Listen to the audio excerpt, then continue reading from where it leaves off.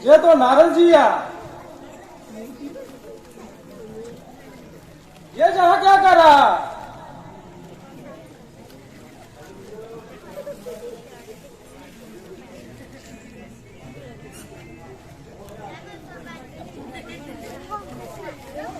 ये तो पहाड़ों में घूमता फिरता था। ये तो देवी देवताओं के साथ रहता था और जहां तपस्या कर रहा।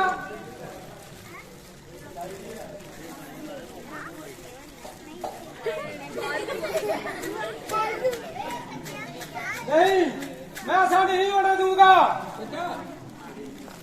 अगर इसने अपनी तपस्या पूरी कर ली, ये तो कुछ भी कर सकता है।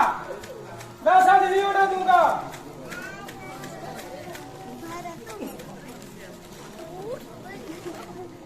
ताड़ियां मारो, मतलब ताड़ियां।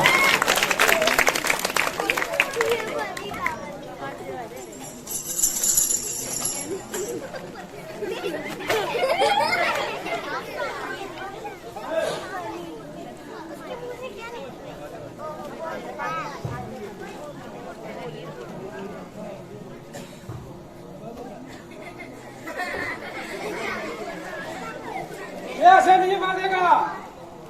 लगता है इसके लिए मुझे रंबा को बुलाना ही पड़ेगा। रंबा! लो जी, रंबा आ गई। रंबा के नाल ताड़ियां मार रही हैं, जोरदार ताड़ियां मारो। हा हा हा हा हा। कामदेव और रंबा मेरी भक्ति भंग करने आए थे और खाली हाथ ही लौट गए। इस बात को तो मैं पूरे संसार में सुनाऊंगा, किंतु पहले मैं अपने प्रभु को जाकर ये बात सुनाता हूँ। नहीं नहीं, मैं शिव को ये बात जाकर सुनाता हूँ। नारायण नारायण नारायण नारायण नारायण नारायण नारायण नारायण। नाम प्रभु, आयुष्मान भव। नाम माता। आयुष्मान भव। क्या बात है नारद, आज बड़े खुश खुश लग रहे हो। नारायण नारायण। प्रभु, मैं अपने प्रभु की भक्ति कर रहा था और कामदेव एवं ब्रह्मा मेरी भक्ति भंग करने के लिए उधर आए, लेकिन वो मेरी भक्ति भंग नहीं कर सके। इसीलिए मैं तो यही समझता हूँ कि मैंने कामदेव पर विजय पा ली। नारायण नारायण। नारद, मुझे तो पहले से ही पता था कि जब तुम भक्ति करोगे तुम अवश्य विजय प्राप्त करोगे, परंतु ये बात तुमने हमें तो बताई है, ब्रह्मा और विष्णु को मत बताना। नारायण नारायण। ठीक है प्रभु, मुझे आज्ञा दे। नारायण नारायण।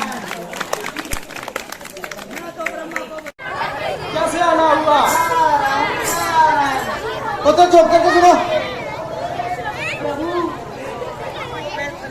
मैं आपकी भक्ति कर रहा था और भक्ति को बंद करने के लिए कामदेव के ब्रह्मा आए और वो मेरी भक्ति बंद नहीं कर पाए। इसलिए मेरे को लगता है कि मैंने कामदेव को विजय पा लिया। नारायण नारायण। नारद जी, मुझे तो पहले ही आप पर विश्वास था कि आप अपनी तपस्या पूरी करेंगे। नारायण नारायण।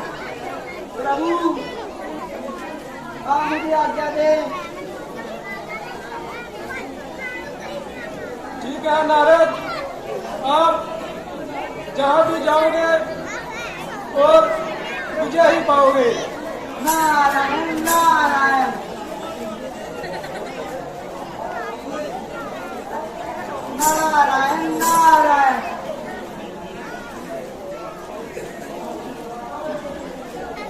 तो नारद, आप ये बात किसी को मुझको मत बता और कि मैंने अपनी तपस्या पूरी की है। नारायण नारायण। ठीक है प्रभु, आपके कहने पर मैं ये बात किसी को नहीं बताऊंगा। आप किंतु मुझे आज्ञा दें। नारायण नारायण।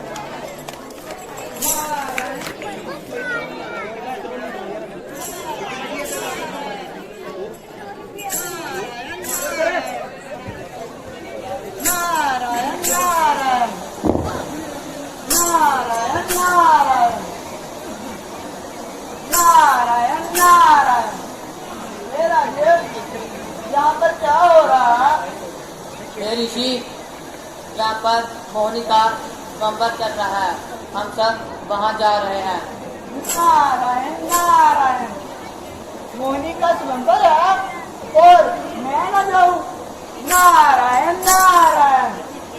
मैं अभी जाता हूँ अपने हरि के पास और अच्छा सा मुख लेकर आता हूँ। नारायण नारायण नारायण नारायण नारायण नारायण नारायण। प्रणाम प्रभु, प्रणाम माता। प्रभु, मैं जंगलों से गुजर रहा था और वहाँ पर कुछ राजे नहर की ओर जा रहे थे और मैंने उनसे पूछा कि तुम कहाँ जा रहे हो? तो उन्होंने मुझे बताया कि रंपा का स्वयंवर हो रहा है, इसलिए मैं आपसे सबसे अच्छा मुख पाने के लिए आया हूँ कि रंपा खुश हो जाए और मुझे अपना वर बना ले। नारायण नारायण। नारद, आप हमारे पास आए हो, क्यों नहीं हम आपको एक अच्छा मुख देंगे नारायण नारायण और सबसे सुंदर देंगे। नारायण नारायण। जो भी आपको देखेगा आप पर मोहित हो जाएगा। नारायण नारायण। प्रभु, मुझे आपसे यही अपेक्षा थी कि आप मुझे कभी भी निराश नहीं करेंगे। नारायण नारायण। तो जाओ नारद, हमारी आज्ञा आपके साथ है। नारायण नारायण। अब तो मुझे सबसे सुंदर मुख मिल चुका है। अब मैं स्वयंवर को विजय कर लूंगा। नारायण नारायण। बोल श्रीमती रामचंद्र महाराज की। ताड़ियां मार दो पुत्र, ताड़ियां मार दो। बड़ा जबरदस्त सीन है। बहुत प्रसन्नता हुई जब किसी माँ बाप के घर किसी संतान का जन्म होता है। उस समय वो माँ बाप एक स्वप्न सजाते हैं कि कब ये बालक युवावस्था में आएगा और हमारे बुढ़ापे का सहारा बनेगा। अपने माता पिता का सेवा करना परम कर्तव्य है और सबसे बड़ा धर्म भी है और आप वो धर्म भली भांति निभा रहे हो, क्योंकि सबसे ज्यादा जरूरत जब माता पिता को होती है तब संतान उनके साथ नहीं होती। आपके माता पिता को दिखाई नहीं देता, आप बाकी सारे कार्य छोड़कर उनकी सेवा में लगे हो। मुझे बहुत प्रसन्नता है। हमारे पास ऐसे ऋषिगण हैं जो तीनों लोक का ज्ञान अपने पास रखते हैं। वो अवश्य ही आपकी माता पिता की आंखों की रोशनी को वापस दिलाने में आपका मार्गदर्शन करेंगे। महर्षि, कृपया इनकी दुविधा सुन के इनके माता पिता की आंखों की रोशनी को वापस दिलाने के लिए इनको मार्गदर्शन करें। देखो बेटा, मुझे भी तुम्हारी ये बात जानकर बहुत खुशी हुई कि तुम अपने माता पिता की इतनी सेवा और इतनी देख रेख करते हो, और ये काम काफी भाग्यशाली है। मैं तुम्हारी मदद अवश्य करूंगा, परंतु मैं तुम्हें जिस जगह के बारे में बताऊंगा वहां जाना तुम्हारे लिए काफी कठिन सा हो सकता है और तुम्हें काफी दिक्कतों का भी सामना करना पड़ेगा। हे ऋषिवर, कृपया मुझे बताइए, क्योंकि मैं अपने माता पिता की आंखों की रोशनी को वापस लाने के लिए कुछ भी कर सकता हूँ। देखो, अगर तुम कह ही रहे हो तो मैं तुम्हें बता देता हूँ।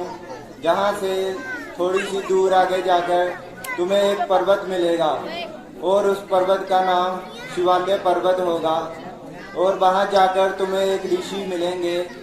तुम उन्हें बताना अपने माता पिता की आंखों की समस्या के बारे में। वो जरूर तुम्हारे माता पिता की रोशनी के लिए कुछ संविधान निकालेंगे।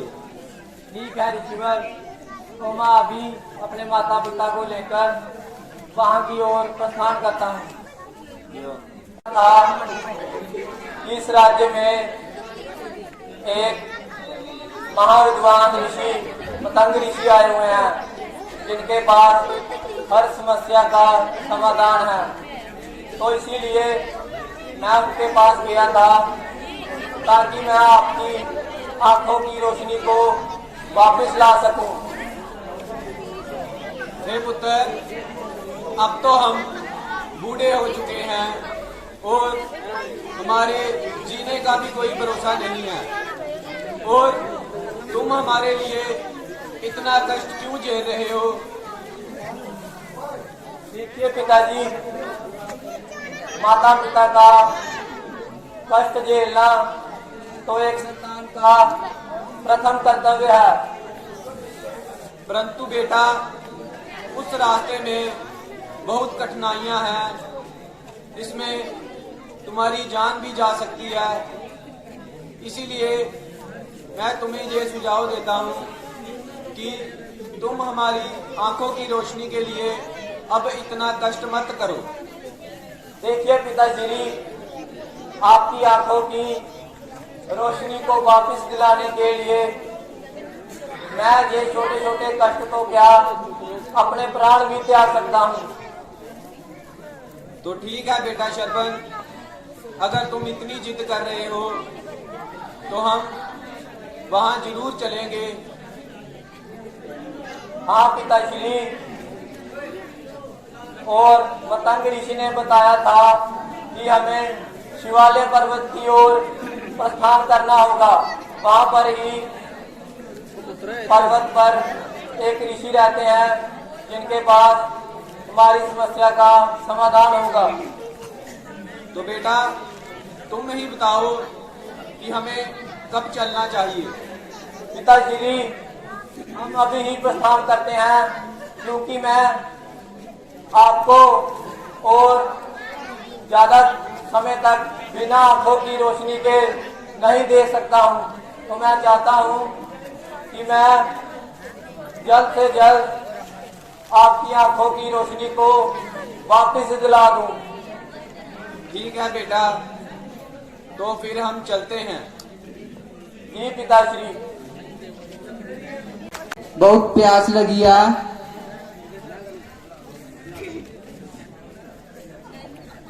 बेटा शरबन, तुम्हारी माता ठीक कह रहे हैं कि हमें काफी समय हो गया है चलते हुए, और अब तो तुम भी थक चुके होंगे और हमें भी प्यास लगी है। तो आप ऐसा करें, पहले हमें पानी पिला दें और खुद भी थोड़ा विश्राम कर लो। ठीक है पिताश्री, मैं अभी जाता हूँ और आपके लिए जल लेकर आता हूँ। ठीक है पुत्र, तो आप शीघ्र ही जाएं और जल लेकर आएं। जो आज्ञा पिताश्री।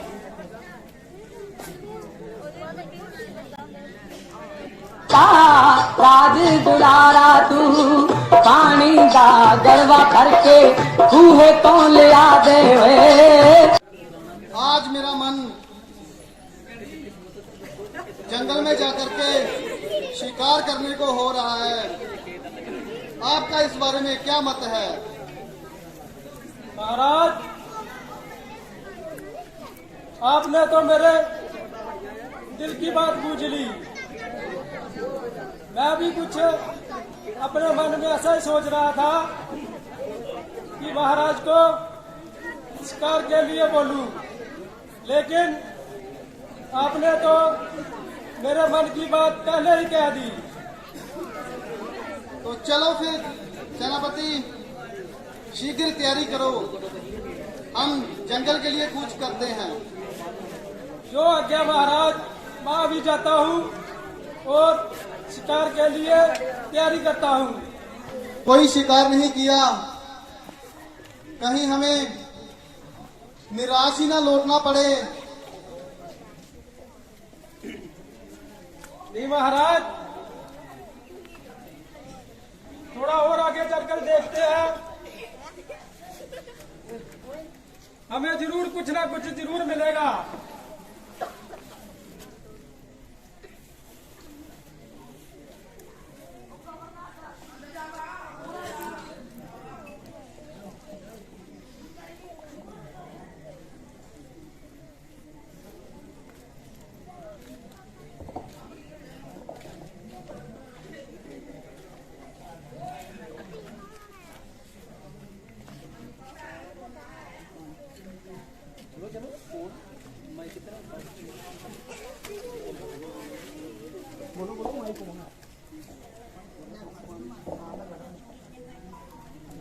महाराज,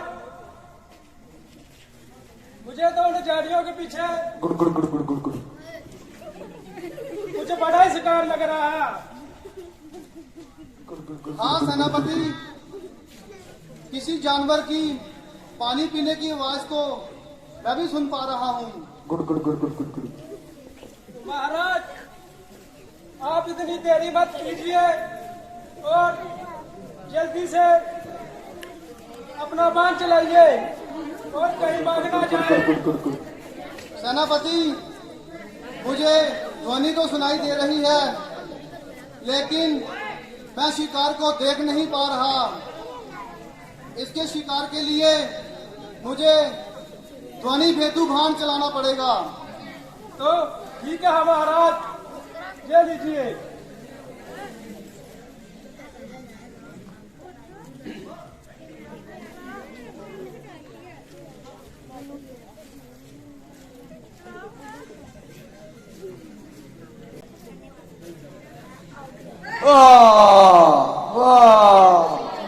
ये क्या? ये तो किसी मनुष्य की पीड़ा में रोने की आवाज है। कहीं अनजाने से मुझे कोई अपराध तो नहीं हो गया? चलो महाराज, चलकर देखते हैं। शीघ्र चलो।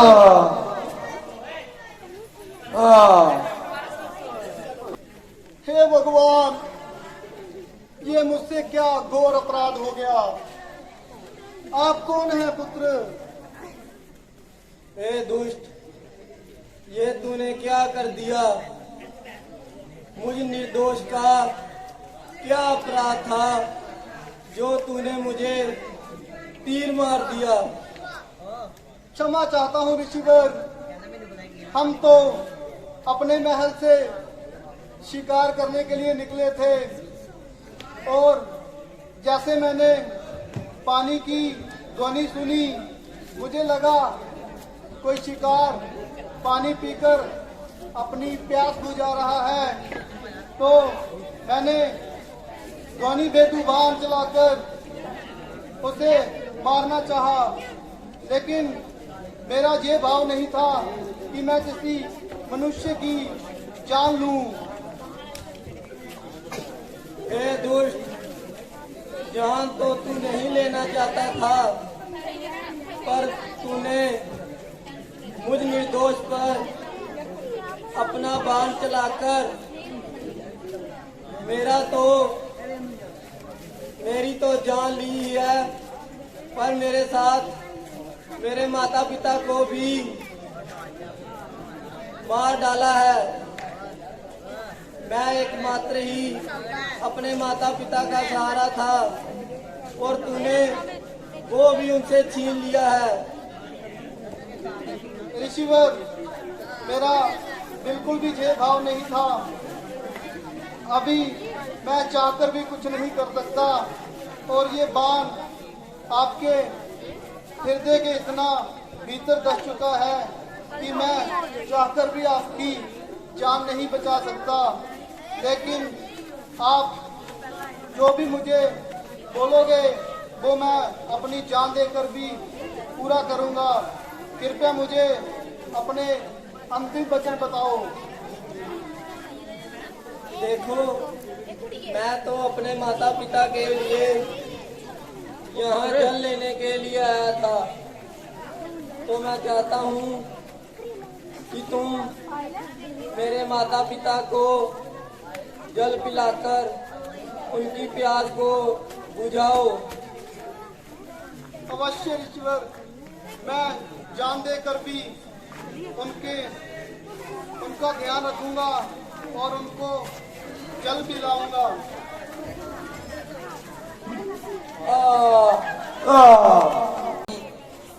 हाँ प्रिय, मुझे लग रहा है कि बेटा श्रवण आगे है। मुझे भी ऐसा लग रहा है। मुझे भी किसी के पैरों की आवाज तो सुनाई पड़ रही है। मुझे भी ऐसा लग रहा है कि हमारा पुत्र श्रवण आ गया है।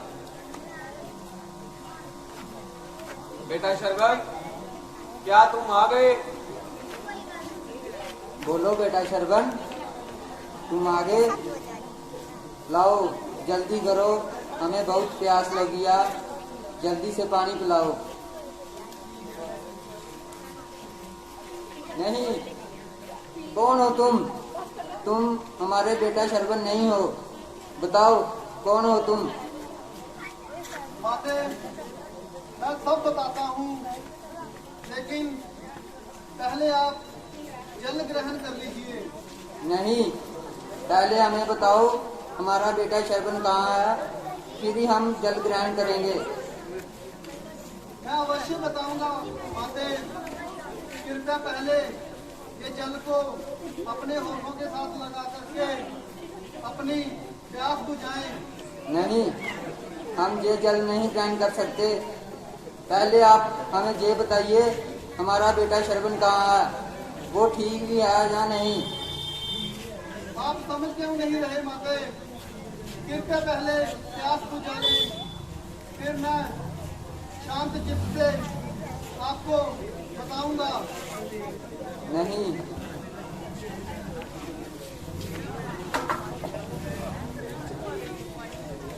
माते, जो बात मैं अभी आपको बताने जा रहा हूँ, उसके लिए मेरे होंठ सूख रहे हैं, मेरा हृदय नम पड़ रहा है, मेरी सांस धीमी पड़ रही है कि मैं राजा दशरथ हूँ और हम अपने राज्य से शिकार करने के लिए जंगल गए थे। वहां जाकर के हमने पानी पीने की आवाज सुनी। हमें लगा कि ये पानी कोई शिकार पी रहा है और मैंने बिना विचारे देरी होने के कारण पानी बेजुबान चला दिया। जो बात आपके पुत्र श्रवण को क्या लगा, जिसकी वजह से श्रवण की मृत्यु हो गई। माते, ये दुष्ट, क्या बोल रहे हो कि हमारा बेटा श्रवण मारा गया? हाँ माते, कृपया मुझे क्षमा कर दो। अगर आपकी जगह पर भगवान भी होते तो वो भी मुझे क्षमा नहीं करते, लेकिन मैं फिर भी क्षमा की एक गुहार लगाता हूँ। हे पापी, तूने अंधे माँ बाप का इकलौता सहारा उनसे छीन लिया है। हम तो क्या, तुम्हें तो भगवान भी कभी माफ नहीं करेंगे। मेरा ये भाव नहीं था पिताश्री, कृपया क्षमा करें। नहीं दुष्ट, हम तुम्हें क्षमा नहीं कर सकते। शरपन हमारा बहुत ख्याल रखता था और वो हमारी आंखों की रोशनी के लिए हमें शिवालय पर्वत पर लेकर जा रहा था। तुमने उसके सपनों को चूरो चूर कर दिया। वो अपने माता पिता की आंखों की रोशनी चाहता था। जी हाँ महाराज, मरने से पहले उन्होंने मुझे सब बताया और सरबन की इच्छा मैं राजा होने के नाते पूरी करूंगा। कृपया मुझे क्षमा करें और अपनी सेवा का मौका दे। नहीं दुष्ट, हम तुम्हें अपनी सेवा का मौका नहीं देंगे और आज हम तुम्हें ये श्राप देते हैं कि जैसे हम अपने पुत्र वियोग में तड़प तड़प कर मर रहे हैं, जैसे तुम भी अपने पुत्र वियोग में तड़प तड़प कर मरोगे। बोल सियापति रामचंद्र महाराज की। तालियां मारो, जोरदार तालियां मारो। बड़ा बढ़िया सी, ये मुझसे क्या बड़ा बढ़िया सी। भगवान।